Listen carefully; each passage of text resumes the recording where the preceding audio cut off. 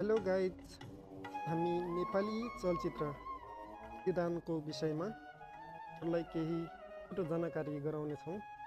यही असोज 13 गते अर्थात् फुलपातीको दिनबाट रिलिजमा आउने चलचित्र बलिदानको अनलाइन बुकिङ ओपनिङ भइसकेको छ।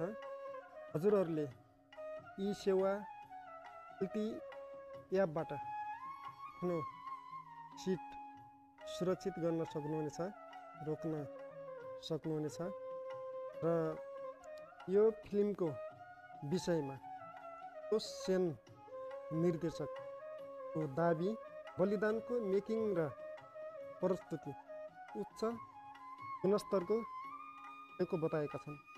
बहुप्रतीक्षित फिल्म बलिदान फुलपातीको दिन असोज 13 गतेबाट रिलिज हुँदैछ। प्रदर्शनको सङ्घारमा निर्देशक तथा निर्माता सन्तोष सेन आफ्नो फिल्मप्रति विश्वस्त देखिएका छन्। सन्तोष सेनले बलिदानको मेकिङ र प्रस्तुति उच्च गुणस्तरमा भएको दाबी गरेका छन्। उनले भने, हामी आमाको कोखबाट जन्मिन्छौँ र मातृभूमिको काखमा हुर्कन्छौँ। यी दुवै नै हाम्रो जीवनका आधार हुन्। यही आधारलाई चलचित्रमा समेटिएको बताएका छन्।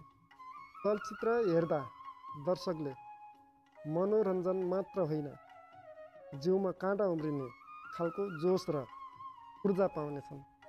चलचित्र केवल मनोरञ्जनको साधन नभई देशभक्ति र आमाप्रतिको कर्तव्य बोधको अभिव्यक्ति भएको बताएका छन्।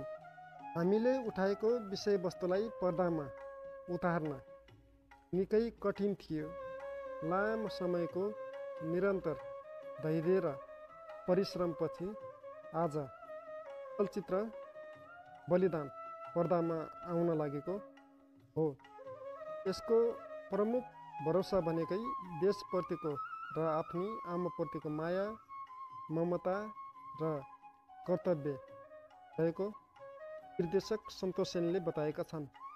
चलचित्रलाई सफल बनाउन यसका कलाकारहरूको प्रस्तुति अत्यन्तै महत्त्वपूर्ण छ। हामीले प्रस्तुत गरेको कथा र हृदयहरूले दर्शकलाई देश र आमाप्रतिको भावना सिकाउनेछन्। साथै चलचित्रले राजनीतिक कुटिलताले आम जनतालाई कसरी बहकाउँछ र प्रयोग गर्छ भन्ने सन्देश पनि दिन्छ। गत शुक्रबार सार्वजनिक गरिएको बलिदानको ट्रेलरले नेपाली चलचित्र क्षेत्रमा व्यापक चर्चा पाएको छ।